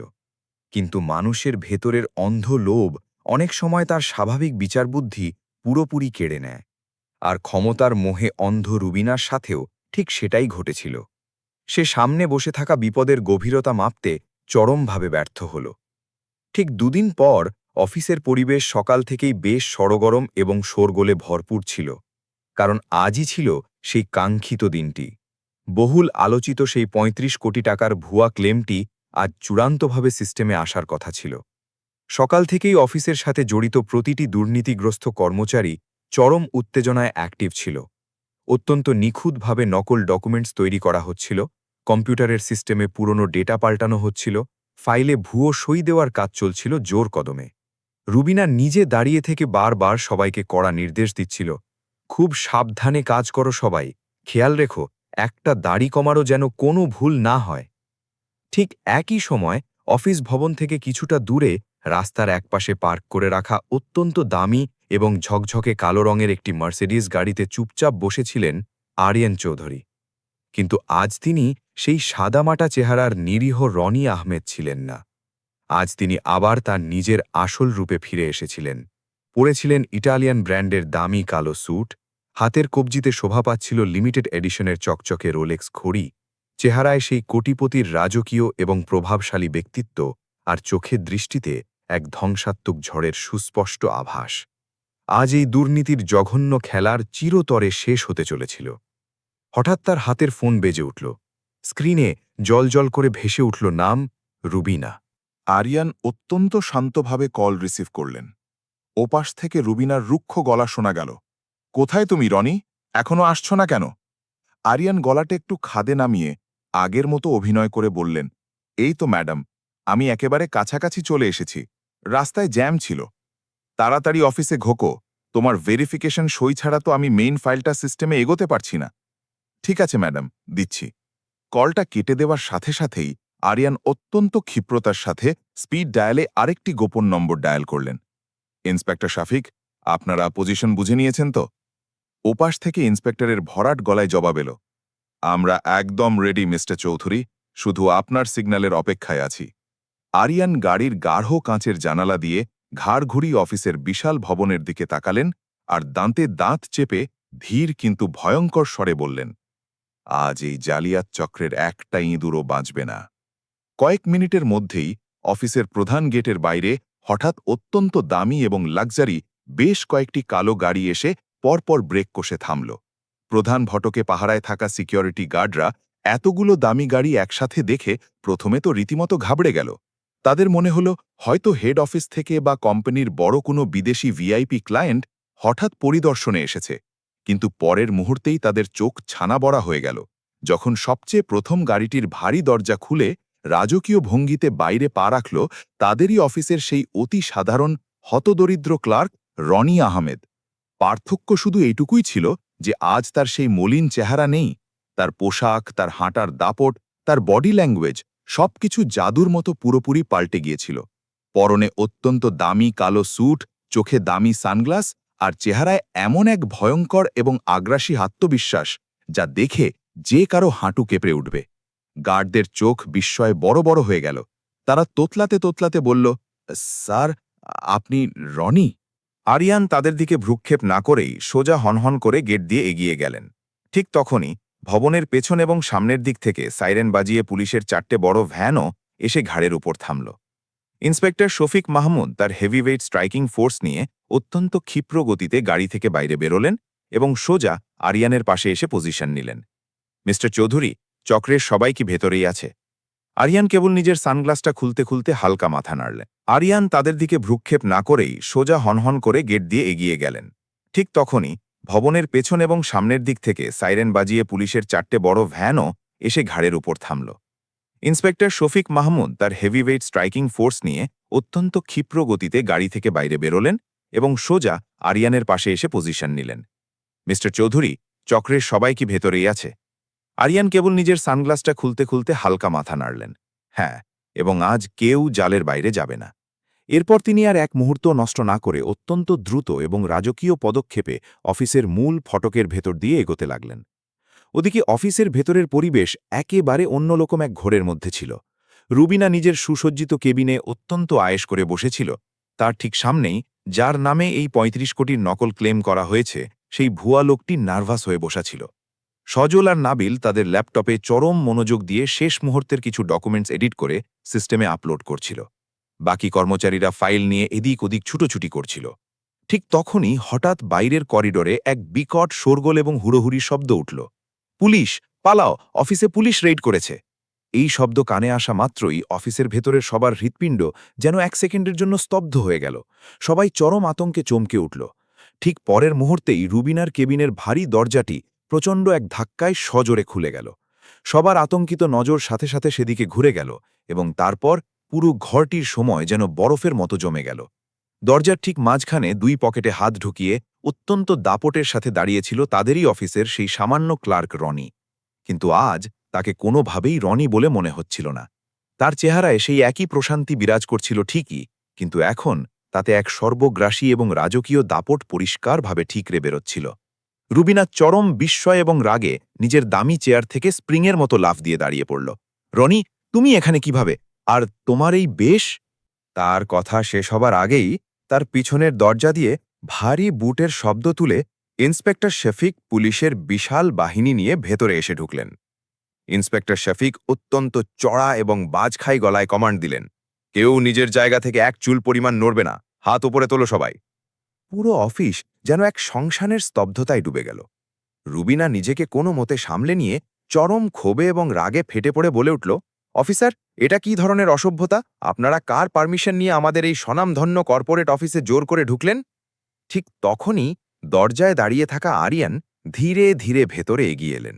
তার কণ্ঠস্বর এখন আর সেই পুরনো রনির মতো বিনীত বা শান্ত ছিল না, বরং তাতে কোম্পানির একচ্ছত্র মালিকের মতো এক ভয়ঙ্কর ক্ষিপ্রতা এবং আভিজাত্য চলে এসেছিল। পারমিশনের প্রয়োজন নেই রুবিনা, কারণ পুলিশের কাছে সরাসরি অভিযোগটা আমি নিজেই করেছি। এই একটি মাত্র কথায় পুরো ঘর যেন কবরের মতো নিস্তব্ধ হয়ে গেল। রুবিনা তাচ্ছিল্যের সাথে চোখ সরু করে আরিয়ানের দিকে তাকিয়ে হিসিস করে বলল, তুমি? তোমার এত বড় সাহস? তুমি কে অভিযোগ করার? তুমি তো আমারই অফিসের একজন সামান্য ক্লার্ক। ইন্সপেক্টর শফিক এবার আর নিজেকে ধরে রাখতে পারলেন না। তিনি চরম রেগে গিয়ে কড়া গলায় বললেন, ম্যাডাম, নিজের মুখটা একটু সাবধানে সামলে কথা বলুন। হয়তো আপনি এনাকে এখনো পুরোপুরি চিনতে পারেননি। রুবিনা চরম তাচ্ছিল্যের সাথে ঠোঁট বাঁকিয়ে বলল, খুব ভালো করেই চিনি আমি ওকে। আমারই অফিসে আমার দয়ায় চাকরি করে, মাসের শেষে আমার কাছে বেতন গোনে, একটা 2 টাকার সাধারণ ক্লার্ক। ইন্সপেক্টর শফিক এবার রুবিনার সামনের টেবিলে প্রচণ্ড জোরে এক থাপ্পড় মেরে রাগে গর্জে উঠলেন, তুমি যাকে এতক্ষণ সামান্য ক্লার্ক বলে অপমান করছো, ভালো করে চোখ খুলে দেখো, এই মানুষটি সাধারণ কেউ নন। ইনিই হলেন এই পুরো ইম্পেরিয়াল হোল্ডিংস এবং এই ইন্স্যুরেন্স কোম্পানির সর্বেসর্বা মালিক, মিস্টার আরিয়ান চৌধুরী। যেইমাত্র ইন্সপেক্টরের মুখ থেকে এই ভারী নামটি পুরো ঘরে বোমার মতো প্রতিধ্বনিত হল, সাথে সাথে সেখানে উপস্থিত সবার পায়ের নিচ থেকে মাটি যেন চিরতরে সরে গেল। সজলের গায়ের রং ভয়ে একেবারে সাদা ফ্যাকাশে হয়ে গেল। নাবিলের তো রীতিমতো নিঃশ্বাস আটকে যাবার জোগাড় হল। পলাশ ভয়ে থরথর করে কাঁপতে কাঁপতে চেয়ারেই ধপ করে বসে পড়ল, এবং রুবিনা তার নিজের কানকেই যেন সে বিশ্বাস করতে পারছিল না। না না, এটা কিছুতেই হতে পারে না, এটা সম্পূর্ণ মিথ্যে কথা। আরিয়ান ধীরে ধীরে তার দামি জুতোজোড়ার শব্দ তুলে রুবিনার ঠিক মুখোমুখি এসে দাঁড়ালেন। মিথ্যে? তার গলার স্বর ছিল বরফের মতো শীতল। তারপর তিনি অত্যন্ত ধীরে সুস্থে নিজের কোটের ভেতরের পকেট থেকে সেই ছোট্ট অত্যাধুনিক স্পাই ক্যামেরাটি বের করে আনলেন। মিথ্যে তো তুমি এবং তোমার এই গ্যাং গত 3 বছর ধরে এই কোম্পানির সাথে বলে আসছো, রুবিনা। রুবিনার চোখ এবার আক্ষরিক অর্থেই ছানা বড়া হয়ে গেল। আরিয়ান ক্যামেরাটি সশব্দে রুবিনার টেবিলের ওপর রেখে অত্যন্ত কঠোর এবং চূড়ান্ত স্বরে বললেন, তোমার নেওয়া প্রতিটি ঘুষের টাকা, তোমার ওই নোংরা হুমকি, তোমার পাশ করা প্রতিটি ভুয়া ক্লেম, সবকিছু, একদম এভরিথিং এই ক্যামেরায় এইচডি কোয়ালিটিতে রেকর্ড হয়ে গেছে। পুরো বিশাল ঘরটিতে তখন মৃত্যুর মতো এক হিমশীতল নিস্তব্ধতা ছেয়ে গিয়েছিল। ইন্সপেক্টর শফিকের নির্দেশে পুলিশের ফরেন্সিক টিম সাথে সাথে অফিসের সমস্ত ড্রয়ার এবং কম্পিউটার ফাইল চেক করা শুরু করে দিল। মাত্র কয়েক মিনিটের মধ্যেই লুকিয়ে রাখা সব নকল মেডিকেল রিপোর্ট, কর্মকর্তাদের ভুয়া সই করা কাগজ, মিথ্যে ডেথ সার্টিফিকেট আর ব্যাংকের অবৈধ লেনদেনের হিসেব সবকিছুই প্রমাণসহ সবার সামনে চলে এলো। ফাইল ঘাঁটতে ঘাঁটতে একজন পুলিশ কনস্টেবল শফিককে উদ্দেশ্য করে বলল, স্যার, এরা তো কোনো সাধারণ চোর নয়, এরা রীতিমতো বিশাল বড় একটা অর্গানাইজড গ্যাং। ইন্সপেক্টর শফিক অত্যন্ত কঠোর গলায় তার টিমকে নির্দেশ দিলেন, অফিসে উপস্থিত এই গ্যাংয়ের সবাইকে এক্ষুনি অ্যারেস্ট করো এবং হ্যান্ডকাফ পরাও। এটুকু নির্দেশ কান পর্যন্ত পৌঁছতেই পুরো অফিসে এক চরম হুড়োহুড়ি এবং কান্নাকাটি পড়ে গেল। স্যার, দয়া করুন স্যার, আমাদের এবারের মতো মাফ করে দিন, আমাদের অনেক বড় ভুল হয়ে গেছে, আমরা তো প্রথমবার করেছি। সবাই যার যার জায়গা থেকে হাত জোড় করে আরিয়ানের কাছে অনুনয় বিনয় করতে লাগল, কিন্তু আরিয়ানের চেহারা তখন একেবারে কঠিন পাথরের মতো অনুভূতিহীন হয়ে গিয়েছিল। ঠিক তখনই রুবিনা হঠাৎ তার জায়গা থেকে ছুটে এসে আরিয়ানের পায়ের কাছে লুটিয়ে পড়ল। যে চোখের দৃষ্টিতে কিছুক্ষণ আগেও চরম দম্ভ ছিল, সেই চোখ থেকে এখন অঝরে জল গড়িয়ে পড়ছিল। প্লিজ স্যার, আমাকে এবারের মতো মাফ করে দিন, আমি বুঝতে পারিনি, আমার অনেক বড় ভুল হয়ে গেছে, আমি শুধু একটু টাকার লোভে পড়ে অন্ধ হয়ে গিয়েছিলাম। পুরো অফিসে দাঁড়িয়ে থাকা বাকি সাধারণ স্টাফরা এই অভাবনীয় দৃশ্য দেখে রীতিমতো হতবাক হয়ে দাঁড়িয়েছিল। যে রুবিনা ম্যাডাম কিছুদিন আগেও এই অফিসের সাধারণ এবং গরিব মানুষদের নিয়ে চরম তাচ্ছিল্য করত এবং তাদের নিয়ে মজা ওড়াত, আজ সেই অহংকারী মেয়েটি সবার সামনে মাটিতে লুটিয়ে পড়ে নিজের কুকর্মের জন্য দয়ার ভিক্ষে চাইছিল। আরিয়ান একটু নিচে ঝুঁকে অত্যন্ত তীক্ষ্ণ দৃষ্টিতে তার দিকে তাকালেন। তার গলার আওয়াজ অত্যন্ত হিমশীতল এবং ব্যঙ্গাত্মক ছিল। যখন তুমি এই অফিসের গরিব এবং অসহায় মানুষদের পদে পদে অপমান করতে, যখন তুমি সামান্য আয়ের শ্রমিকদের কাছে চাকরি দেওয়ার নাম করে তাদের প্রথম মাসের পুরো বেতনটা নিজের পকেটে ভরতে, যখন তুমি জাল এবং ভুয়া ক্লেম পাশ করিয়ে সাধারণ মানুষের বিশ্বাস আর ভরসা বেচে দিচ্ছিলে, তখন তোমার একবারও নিজের এই ভুলগুলোর কথা মনে পড়েনি? রুবিনা তখনও ফ্লোরে বসে ফুপিয়ে ফুপিয়ে কাঁদতেই থাকল। স্যার, স্যার, আমাকে শুধু শেষবারের মতো একটা সুযোগ দিন, আমি সব টাকা ফেরত দিয়ে দেব। আরিয়ান এবার আর নিজের রাগ নিয়ন্ত্রণ করতে পারলেন না। তিনি চরম ক্ষোভে গর্জে উঠলেন। সুযোগ শুধু তাদেরই দেওয়া হয় যারা অজান্তে ভুল করে। তুমি যেটা করেছ সেটা কোনো ভুল নয়, সেটা একটা জঘন্য অপরাধ। আর অপরাধীদের জায়গা আমার কোম্পানিতে নয়, ওই গারদে। এরপর তিনি সোজা হয়ে দাঁড়িয়ে পুরো অফিসের উপস্থিত সবার দিকে তাকালেন। তোমরা শুধু আমার এই ইন্স্যুরেন্স কোম্পানির আর্থিক ক্ষতি করনি, তোমরা সেই সব লাখ লাখ সাধারণ মানুষের বিশ্বাসও ভেঙে চুরমার করেছ, যারা তাদের সারা জীবনের তিল তিল করে জমানো উপার্জনের শেষ সম্বলটুকু এই ইন্স্যুরেন্স কোম্পানিতে ঢালে কিছুটা নিরাপত্তার আশায়। তার গলা আবেগ এবং রাগে আরও ভারী হয়ে গেল। আর আজ যদি আমি নিজে এই ছদ্মবেশে এখানে না থাকতাম, তবে তোমরা সবাই মিলে খুব শিগগিরই এই আস্ত কোম্পানিটাকে পুরোপুরি ধ্বংস করে পথে বসিয়ে দিতে। ইন্সপেক্টর শফিক সাথে সাথে তার টিমের মহিলা পুলিশদের দিকে ইশারা করলেন। পরের মুহূর্তেই রুবিনার দুহাতে শক্ত লোহার হাতকড়া এসে পড়ল। সে এবার শব্দ করে ফুপিয়ে ফুপিয়ে কাঁদতে শুরু করল। পুলিশের বাকি টিম সজল আর নাবিলকেও কলার চেপে ধরে ফেলেছিল। পলাশ এক ফাঁকে পেছনের দরজা দিয়ে পালানোর চেষ্টা করল, কিন্তু সেখানে আগে থেকেই দাঁড়িয়ে থাকা পুলিশ কর্মীরা তাকে ঘাড় ধরে মাটিতে ফেলে দিল। পুরো অফিসের ভীতসন্ত্রস্ত পরিবেশ কেঁপে উঠেছিল। তবে এদের মধ্যে বেশ কিছু সাধারণ কর্মচারী এমনও ছিল যারা এই নোংরা জালিয়াতিতে কোনোভাবেই যুক্ত ছিল না। তারা কেবল একপাশে চরম ভয় ও আতঙ্কে দাঁড়িয়ে কাঁপছিল। আরিয়ান তাদের দিকে ফিরে তাকালেন এবং অত্যন্ত শান্ত এবং আশ্বস্ত করার মতো গলায় বললেন, যারা এতদিন নিজেদের সততার সাথে এই কোম্পানিতে কাজ করছিলে, তাদের এতটুকুও ভয় পাওয়ার কোনো প্রয়োজন নেই। তোমাদের চাকরি এবং সম্মান দুটোই নিরাপদ। আরিয়ানের এই কথায় তাদের চেহারায় কিছুটা স্বস্তির ছায়া নেমে এলো। ঠিক তখনই ইন্সপেক্টর শফিক ফাইলপত্র গুছিয়ে বললেন, মিস্টার চৌধুরী, আমরা এদের রিমান্ডে নিচ্ছি। বাকি আইনি তদন্তের পুরো প্রক্রিয়াটা এবার আমরা আমাদের মতো করে সামলে নেব। আরিয়ান সম্মতি জানিয়ে মাথা নাড়লেন, কিন্তু ঠিক তখনই হঠাৎ পুলিশের গাড়িতে ওঠার মুখে রুবিনা ঘাড় ঘুরিয়ে পাগলের মতো চিৎকার করে উঠল, স্যার, আপনারা আমাকে ধরে নিয়ে যাচ্ছেন ঠিক আছে, কিন্তু আমি এই খেলায় একা নই। তার এই একটি কথায় পুরো ঘর আবার শ্মশানের মতো শান্ত হয়ে গেল। আরিয়ানের চোখ বিস্ময় এবং সন্দেহে শুরু হয়ে এলো। কি মানে তোমার কথার? রুবিনা কাঁদতে কাঁদতে এবং হিসহিস করে বলল, আপনার ওই হেড অফিস থেকেও কেউ না কেউ আমাদের এই পুরো কাজে ভেতর থেকে সাহায্য করে যাচ্ছে, নইলে আমাদের এত সাহস হতো না। এ কথা শুনতেই আরিয়ানের মুখের রং একেবারে ফ্যাকাশে হয়ে পাল্টে গেল। কে সে? রুবিনা সেই বিশ্বাসঘাতকের নামটা উচ্চারণ করতে যাচ্ছিল, ঠিক এমন সময় হঠাৎ পেছন থেকে সজল প্রচণ্ড জোরে চেঁচিয়ে উঠল, চুপ করো রুবিনা, মুখ বন্ধ রাখো। পুলিশ সাথে সাথে সজলের মুখে আঘাত করে তাকে চুপ করিয়ে দিল, কিন্তু ততক্ষণে অনেক দেরি হয়ে গিয়েছিল। রুবিনা আর একটা কথাও বলল না। আরিয়ান পরিষ্কার বুঝে গিয়েছিলেন, দুর্নীতির এই নোংরা খেলা শুধু তার এই একটি ব্রাঞ্চেই সীমাবদ্ধ নয়।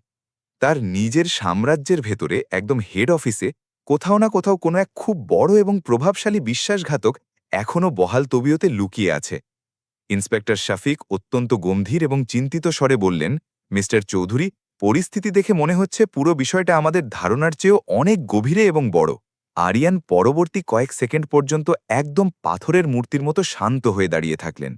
তবে তার চোখের দৃষ্টিতে এখন আর আগের মতো শুধু রাগ ছিল না, সেখানে জায়গা করে নিয়েছিল তার চেয়েও ভয়ঙ্কর এবং যন্ত্রণাদায়ক একটি অনুভূতি, নিজের সবচেয়ে কাছের মানুষের বিশ্বাসঘাতকতার যন্ত্রণা। যে সুবিশাল সাম্রাজ্যটি তিনি নিজের রক্ত জল করা পরিশ্রম আর জীবন দিয়ে তিল তিল করে তৈরি করেছিলেন, সেই খোদ কোম্পানির হেড অফিসের ভেতরেই তার চোখের আড়ালে তার বিরুদ্ধে এত বড় ষড়যন্ত্র চলছিল। আর সবচেয়ে ভয়ের কথা হল, হয়তো সেই বিশ্বাসঘাতক মানুষটি তার অত্যন্ত কাছের এবং ভরসার কেউ একজন। সেদিন গভীর রাতে আরিয়ান নিজের হোটেলের বিশাল স্যুটে একেবারে একা নিস্তব্ধ হয়ে বসেছিলেন। তার সামনের কাঁচের টেবিলে দামি স্কচের গ্লাস রাখা ছিল, কিন্তু তিনি তা একবার ছুঁয়েও দেখেননি। তার সামনের টেবিলে খোলা ল্যাপটপের স্ক্রিন জ্বলছিল। স্ক্রিনে একে একে কোম্পানির হেড অফিসের সমস্ত বড় ও শীর্ষ কর্মকর্তাদের নাম ও ছবি ভেসে উঠছিল। রাফসান জামান, ফাহিম রহমান, সাদিয়া আফরোজ, তানিয়া সেন। আরিয়ানের তীক্ষ্ণ দৃষ্টি এক একটি নামের ওপর গিয়ে থামছিল, আর তিনি তাদের কার্যকলাপ বিশ্লেষণ করার চেষ্টা করছিলেন। ঠিক এমন সময় হঠাৎ নিস্তব্ধতা ভেঙে তার প্রাইভেট ফোনে একটি অজানা এবং আনট্র্যাকেবল নম্বর থেকে একটি টেক্সট মেসেজ এলো। মেসেজটিতে কোনো নাম ছিল না, শুধু একটি মাত্র লাইন অত্যন্ত স্পষ্টভাবে লেখা ছিল, যদি আসল এবং ভয়ঙ্কর সত্যিটা জানতে চাও তবে নিজের সবচেয়ে বিশ্বস্ত এবং কাছের লোকেদের ওপর একবার নজর দাও। মেসেজটি পড়েই আরিয়ানের চোখের দৃষ্টি মুহূর্তের মধ্যে শীতল এবং কঠিন হয়ে গেল। তিনি আর এক মুহূর্ত দেরি না করে সাথে সাথে নম্বরটিতে কলব্যাক করার চেষ্টা করলেন, কিন্তু ওপাশ থেকে যান্ত্রিক নারীকণ্ঠ জানিয়ে দিল ফোনটি চিরতরে বন্ধ করে দেওয়া হয়েছে। পুরো ঘরটিতে এক ভয়াবহ এবং গভীর নিস্তব্ধতা নেমে এলো। আর সেই শ্বাসরুদ্ধকর নিস্তব্ধতার মাঝেই আরিয়ান দাঁতে দাঁত চেপে ধীর অথচ ইস্পাতের মতো কঠিন স্বরে বললেন, তার মানে আসল খেলা তো এখনো বাকি রয়ে গেছে। ঘড়ির কাঁটায় তখন রাত প্রায় 2টো বাজছিল। আরিয়ান চৌধুরীর 2 চোখ থেকে ঘুমের শেষ রেশটুকুও উধাও হয়ে গিয়েছিল। তার সামনে ল্যাপটপ স্ক্রিনে কোম্পানির হেড অফিসের সমস্ত বড় কর্মকর্তাদের গত কয়েক বছরের যাবতীয় কাজের বিস্তারিত তথ্য এবং প্রোফাইল দেখা যাচ্ছিল। তার প্রখর মস্তিষ্কে বারবার কেবল একটাই প্রশ্ন ঘুরপাক খাচ্ছিল, যদি চট্টগ্রামের এই ব্রাঞ্চে দিনের পর দিন এত বড় মাপের জালিয়াতি এবং অর্থ আত্মসাৎ চলছিল, তবে ওপরের লেভেলের অত্যন্ত প্রভাবশালী কারো ব্যাকআপ এবং সাহায্য ছাড়া এটা কোনোভাবেই সম্ভব হওয়ার কথা নয়।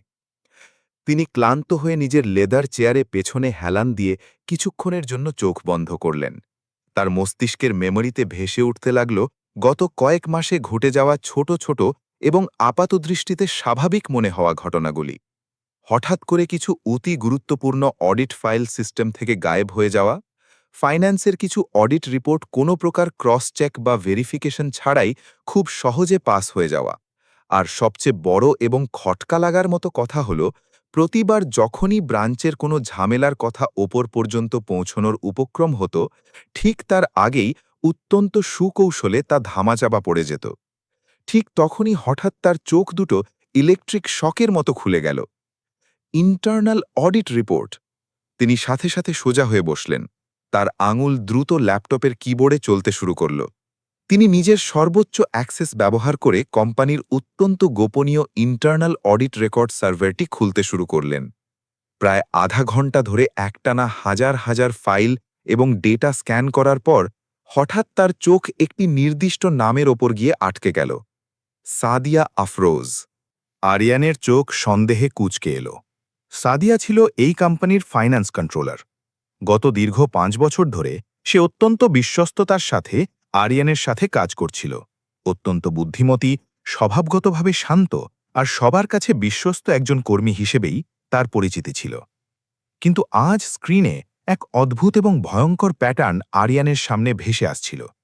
চট্টগ্রাম ব্রাঞ্চের প্রতিটি বড় এবং সন্দেহজনক ফাইল, সবকটি বিশাল অঙ্কের পেমেন্টস আর প্রতিটি অডিট অ্যাপ্রুভালের কাজ কোনো না কোনোভাবে অত্যন্ত সুকৌশলে সাদিয়ার ডিপার্টমেন্ট হয়েই পাস হচ্ছিল। আরিয়ানের চেহারায় দুশ্চিন্তা এবং গাম্ভীর্যের ছায়া গাঢ় থেকে গাঢ়তর হতে থাকল। না, এটা কি সত্যি হতে পারে? সাদিয়া, সে এমনটা করতে পারে? কিন্তু আরিয়ান এমন একজন মানুষ যিনি শুধু অনুমানের ওপর ভিত্তি করে বা 100% অকাট্য প্রমাণ ছাড়া কাউকেই সন্দেহ করার মতো কাঁচা কাজ করেন না। তাই পরদিন খুব সকালেই প্রথম ফ্লাইটে তিনি সোজা ঢাকায় কোম্পানির হেড অফিসে এসে পৌঁছালেন। তার এই হঠাৎ এবং অপ্রত্যাশিত আগমনে পুরো অফিসে একটা চাপা শোরগোল এবং চাঞ্চল্য পড়ে গিয়েছিল, কারণ আরিয়ান কাউকে নিজের এই ফিরে আসার আগাম খবর দেননি। সাদিয়া আফরোজ নিজের সুসজ্জিত কেবিনে অত্যন্ত রিল্যাক্স মুডে বসে কিছু ফাইল দেখছিল। ঠিক এমন সময় তার কেবিনের দরজাটি নিঃশব্দে খুলল। সে উপরের দিকে তাকালো আর দরজায় কোম্পানির খোদ মালিককে দাঁড়িয়ে থাকতে দেখে সাথে সাথে সসম্ভ্রমে উঠে দাঁড়াল। গুড মর্নিং স্যার, আপনি হঠাৎ? আরিয়ান নিজের ভেতরের ঝড়টাকে লুকিয়ে অত্যন্ত হালকা একটি মেকি হাসলেন। Good morning Sadia. তিনি ধীর পায়ে হেঁটে তার ঠিক সামনের চেয়ারটিতে গিয়ে বসে পড়লেন। অত্যন্ত স্বাভাবিক গলায় জিজ্ঞেস করলেন, কেমন চলছে কোম্পানির সব কাজ? সাদিয়া একটুও না ঘাবড়ে অত্যন্ত সাবলীলভাবে উত্তর দিল, সবকিছু একদম আন্ডার কন্ট্রোলেই আছে স্যার, কোনো সমস্যা নেই। তাই নাকি? আচ্ছা। আরিয়ানের তীক্ষ্ণ নজর একটানা তার চেহারার প্রতিটি পেশির নড়াচড়া পড়ার চেষ্টা করছিল। চট্টগ্রাম ব্রাঞ্চের ঘটনার ব্যাপারে তো নিশ্চয়ই সব শুনেছ, মাত্র 1 সেকেন্ডের ভগ্নাংশের জন্য সাদিয়ার শান্ত চেহারাটা ফ্যাকাশে হয়ে বদলে গেল, কিন্তু সে একজন পেশাদারের মতো সাথে সাথে নিজেকে সামলে নিয়ে খুব স্বাভাবিক গলায় বলল, জি স্যার, নিউজটা শুনেছি। ব্যাপারটা সত্যিই খুব শকিং ছিল আমাদের সবার জন্য। তাই তো? আরিয়ান অত্যন্ত ধীর এবং মেপে মেপে বলা গলায় বললেন, তবে সাদিয়া, তুমি কি জানো এর চেয়েও সবচেয়ে বেশি শকিং এবং আশ্চর্যের ব্যাপার কোনটা ছিল? সাদিয়া একটু কৌতূহলী হওয়ার ভান করে বলল, কোনটা স্যার? সেখানে মাসের পর মাস এত বড় একটা অর্গানাইজড জালিয়াতি হওয়া সত্ত্বেও আমাদের এই হেড অফিসের, বিশেষ করে ফাইন্যান্স টিমের কিছুই জানা ছিল না। সাদিয়া অত্যন্ত সতর্কতার সাথে একটা হালকা হাসি দিয়ে বলল, স্যার, মাঝে মাঝে অপরাধী মানুষরা নিজেদের স্বার্থে খুব বেশি চালাক এবং ধূর্ত হয়ে যায়, যা আমরা বাইরে থেকে ধরতে পারি না। আরিয়ান এবার আর কোনো ভনিতা না করে সরাসরি তার চোখের মণি বরাবর তাকিয়ে কঠিন স্বরে বললেন, নাকি তারা ওপর থেকে কোনো অত্যন্ত ক্ষমতাবান মানুষের সরাসরি সাহায্য পায়, যার কারণে সব ধামাচাপা পড়ে থাকে। এবার সাদিয়া সত্যিই ভেতর থেকে কয়েক সেকেন্ডের জন্য প্রচণ্ড ঘাবড়ে গেল। তার গলার স্বর একটু কেঁপে উঠল। সে সাথে সাথে নিজের নজর টেবিলের দিকে নামিয়ে নিল। স্যার, আপনি ঠিক কি মিন করতে চাইছেন? আমি ঠিক বুঝতে পারছি না। আরিয়ান কোনো কথা না বলে হঠাৎ নিজের ব্রিফকেস থেকে একটি মোটা ফাইল বের করে সশব্দে তার টেবিলের ওপর ছুড়ে দিলেন। আমি ঠিক এই কথাটাই বোঝাতে চাইছি যে চট্টগ্রাম ব্রাঞ্চের প্রতিটি বড় এবং ভুয়া পেমেন্ট অন্য কারো নয়, খোঁজ তোমার নিজের অ্যাপ্রুভাল সিগনেচারেই পাস হয়েছে। চোখের পলকে সাদিয়ার চেহারার রক্তশূন্য হয়ে সেটি সাদা কাগজের মতো ফ্যাকাশে হয়ে গেল। সে ঢোক গিলে তোতলাতে তোতলাতে বলল, স্যার, স্যার, আপনি ভুল বুঝছেন। আমি থামো। আর শুধু এটাই শেষ নয়। আরিয়ান এবার দ্বিতীয় আরেকটি ফাইল বের করে তার সামনে মেলে ধরলেন। ওই ব্রাঞ্চ থেকে এই ভুয়া ইন্স্যুরেন্স ক্লেমগুলোর বদলে যে কোটি কোটি টাকা বাইরে গেছে, তুমি কি জানো তার একটা বড় পার্সেন্টেজ বিদেশে খোলা একটি বেনামি শেল কোম্পানির অ্যাকাউন্টে গিয়ে সরাসরি জমা হয়েছে? আর সেই আন্ডারগ্রাউন্ড শেল কোম্পানির ডিরেক্টরের নামটা কি, সেটা কি তুমি জানো? পুরো ক্যাবিনটিতে শ্বাসরুদ্ধকর এক নিস্তব্ধতা জমে গেল। আরিয়ান অত্যন্ত ধীর কিন্তু ভয়ঙ্কর স্বরে নিজেই উত্তর দিলেন, নামটা হল সাদিয়া আফরোজ। সাদিয়ার নিঃশ্বাস তখন দ্রুত হয়ে বুকের ভেতর হাতুড়ির মতো পিটছিল। সে 2 হাত কচলাতে কচলাতে বলল, স্যার, স্যার, প্লিজ আমাকে একটা সুযোগ দিন, অন্তত একবার আমার কথাটা একটু শুনুন। এখন আর শোনার বা বলার বাকি কি আছে সাদিয়া? আরিয়ানের গলা প্রথমবারের মতো রাগের চেয়েও চরম হতাশায় ভেঙে যাওয়ার মতো শোনাল। আমি তোমার ওপর আমার নিজের চেয়েও কতটা ভরসা করেছিলাম সাদিয়া, এই অফিসের বাকি সবার চেয়ে অনেক বেশি, আর তুমি এই কাজটা করলে? সাদিয়ার চোখ ফেটে অঝরে জল বেরিয়ে এলো। সে টেবিলের ওপর মাথা নিচু করে বলল, স্যার, স্যার, বিশ্বাস করুন, আমি খুব বাধ্য ছিলাম, আমার কোনো উপায় ছিল না। বাধ্যবাধকতা? কিসের এত বাধ্যবাধকতা? আরিয়ান রাগে ফেটে পড়ে নিজের চেয়ার থেকে উঠে দাঁড়ালেন। নিজের কোম্পানির সাথে বেইমানি করে কোটি কোটি টাকা চুরি করার পেছনে আবার কেমন বাধ্যবাধকতা থাকতে পারে? সাদিয়া কাঁদতে কাঁদতে চরম করুণ স্বরে বলতে লাগল, স্যার, আমার ছোট ভাইয়ের ওপর আন্ডারওয়ার্ল্ডের খুব বড় অঙ্কের একটা জুয়ার ঋণ ছিল। কিছু চরম খারাপ এবং ভয়ঙ্কর লোক তাকে কিডন্যাপ করে ফাঁসিয়ে রেখেছিল। তারা আমাকে আমার পরিবারের সবাইকে মেরে ফেলার হুমকি দিয়েছিল। বিশ্বাস করুন, প্রথমে আমি তাদের চাপে পড়ে শুধু ছোট্ট একটু সাহায্য করে একটা ফাইল পাস করেছিলাম, কিন্তু তারপর তারা আমাকে ব্ল্যাকমেল করতে শুরু করে এবং ধীরে ধীরে আমি নিজেই এই ভয়ঙ্কর জালে পুরোপুরি ফেঁসে যেতে লাগলাম। আরিয়ান মুখ শক্ত করে চুপচাপ দাঁড়িয়ে তার কথাগুলো শুনে যাচ্ছিলেন। তার চেহারায় প্রতারিত হওয়ার প্রচণ্ড রাগ যেমন ছিল, ঠিক তার পাশাপাশি ছিল এক ধরনের গভীর কষ্ট। কারণ সাদিয়া কোনো সাধারণ কর্মী ছিল না, সে তাদের কোর টিমের মধ্যে একজন ছিল, যাদের উপর আরিয়ান চোখ বন্ধ করে সত্যি ভরসা করতেন। ঠিক এমন সময় কেবিনের দরজাটি খুলল এবং ভেতরে প্রবেশ করলেন ইন্সপেক্টর শফিক মাহমুদ। তার ঠিক পেছনেই তার পুরো ফোর্স পজিশন নিয়েছিল। সাদিয়া পুলিশের ইউনিফর্ম দেখে চরম আতঙ্কে ভয়ে পেছনের দিকে সরে গেল। স্যার, প্লিজ, আমি আপনাদের সব টাকা ফেরত দিয়ে দেব। আমি জেলে যেতে চাই না। আরিয়ান কয়েক সেকেন্ড পর্যন্ত এক দৃষ্টে তার দিকে তাকিয়ে থাকলেন। তারপর একটা দীর্ঘশ্বাস ফেলে ধীরে ধীরে বললেন, তুমি কি জানো মানুষের জীবনের সবচেয়ে ভয়ঙ্কর এবং ক্ষতিকর শত্রু কে হয় সাদিয়া? সাদিয়া কেবল ফুঁপিয়ে ফুঁপিয়ে কাঁদতেই থাকল। সে কোনো উত্তর দিতে পারল না। আরিয়ান নিজেই উত্তর দিলেন, সেই সবচেয়ে বড় শত্রু হয় যার ওপর মানুষ নিজের জীবনের চেয়েও সবচেয়ে বেশি ভরসা করে। ইন্সপেক্টর শফিক মাহমুদ আর এক মুহূর্তও নষ্ট না করে সামনে এগিয়ে এলেন। মিস সাদিয়া আফরোজ, আপনাকে কোম্পানির সাথে সিরিয়াস ফ্রড, ভুয়া ফাইন্যান্সিয়াল ডকুমেন্টসে অবৈধ অ্যাপ্রুভাল দেওয়া এবং কোটি কোটি টাকার মানি লন্ডারিং কেলেঙ্কারির সুনির্দিষ্ট অভিযোগে এই মুহূর্ত থেকে গ্রেফতার করা হল। 2 মহিলা পুলিশ অফিসার সামনে এগিয়ে এসে সাদিয়ার হাতে হাতকড়া পরিয়ে তাকে শক্ত করে ধরে ফেলল। সে কাঁদতে কাঁদতে বারবার আরিয়ানের দিকে অসহায়ভাবে তাকাচ্ছিল। স্যার, স্যার, আমাকে প্লিজ শেষবারের মতো একটা সুযোগ দিন, আমি সব ঠিক করে দেব। কিন্তু আরিয়ান ততক্ষণে ঘুরে বিশাল জানালার বাইরে শহরের দিকে তাকিয়েছিলেন। তার দুই চোখ শক্ত করে বন্ধ ছিল, হয়তো এই কারণে যাতে তার অফিসের কেউই একজন সফল মালিকের চেহারায় লুকিয়ে থাকা চরম বিশ্বাসঘাতকতার এই গভীর কষ্টটা দেখতে না পায়। এই ঘটনার ঠিক কিছুদিন পর পুরো চাঞ্চল্যকর ব্যাপারটা মেইনস্ট্রিম মিডিয়া থেকে শুরু করে সব জায়গায় ব্রেকিং নিউজ হিসেবে সামনে চলে এসেছিল। দেশের স্বনামধন্য ইম্পিরিয়াল হোল্ডিংসে কোটি টাকার মেগা ইন্স্যুরেন্স কেলেঙ্কারি। কোম্পানির তরুণ মালিক নিজেই সামান্য চাকর সেজে করলেন শ্বাসরুদ্ধকর স্টিং অপারেশন। প্রধান HR হেড সহ কোম্পানির অনেক রাঘব বোয়াল কর্মকর্তা পুলিশের হাতে গ্রেফতার। দেশের প্রতিটি নিউজ চ্যানেলের পর্দায় এক টানা শুধু এই খবরটি ঘুরপাক খাচ্ছিল। এরপর নিম্ন এবং উচ্চ কোর্টে টানা কয়েক মাস ধরে এই হাই প্রোফাইল মামলার শুনানি চলল। রুবিনা শেখ, সজল, নাবিল, পলাশ এবং হেড অফিসের ফাইন্যান্স কন্ট্রোলার সাদিয়া আফরোজ সবার বিরুদ্ধে কোম্পানির লিগ্যাল টিম পাহাড় সমান এবং অত্যন্ত জোরালো সব প্রমাণ কোর্টে পেশ করল। আরিয়ানের হিডেন ক্যামেরার ভিডিও রেকর্ডিং, বিদেশের শেল কোম্পানির অবৈধ ব্যাংক ট্রানজ্যাকশন, ফরেন্সিক টেস্ট করা সব ভুয়া ডকুমেন্টস, কোনো কিছুই বাদ গেল না।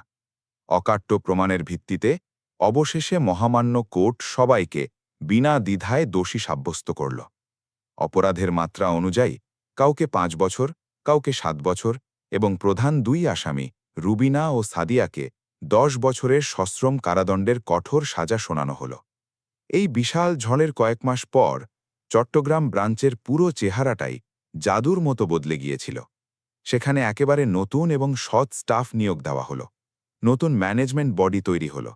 পুরো অফিসের পরিবেশটাই এক নতুন এবং পজিটিভ প্রাণশক্তি ফিরে পেল। এখন সেখানে আসা প্রতিটি ইন্স্যুরেন্স ক্লেম অত্যন্ত নিবিড় এবং সঠিক যাচাই বাছাইয়ের পরই কেবল পাশ করা হতো। বেশ কয়েক মাস পরের এক শান্ত সন্ধ্যায় আরিয়ান চৌধুরী তার হেড অফিসের সেই বিশাল কেবিনের জানালার কাছে একা দাঁড়িয়েছিলেন। নিচে পুরো ঢাকা শহরের ব্যস্ত আলো তারার মতো চমকাচ্ছিল। ঠিক তখনই ফাইন্যান্স ম্যানেজার রাফসান অত্যন্ত ধীর পায়ে তার পাশে এসে দাঁড়াল। স্যার, শেষ পর্যন্ত সবকিছু একদম ঠিক হয়ে গেল, আমাদের সব ব্রাঞ্চ এখন সুপার প্রফিটে রান করছে। আরিয়ান একটু স্বস্তির নিঃশ্বাস ফেলে হালকা হাসলেন। হ্যাঁ রাফসান, অনেক বড় একটা ঝড়ের হাত থেকে কোম্পানিটা শেষমেশ বেঁচে গেল। রাফসান একটু ইতস্তত করে একটা ব্যক্তিগত প্রশ্ন করে বসল। তবে স্যার, আমাকে একটা কথা সত্যি করে বলুন তো, যখন আপনি একেবারে প্রথমবার নিজের চোখে জানতে পারলেন যে আপনার নিজের এত বিশ্বস্ত লোকেরাই পেছন থেকে আপনার পিঠে ছুরি মারছে, ধোঁকা দিচ্ছে, তখন আসলে আপনার সবচেয়ে বেশি কষ্ট কোন কথায় হয়েছিল?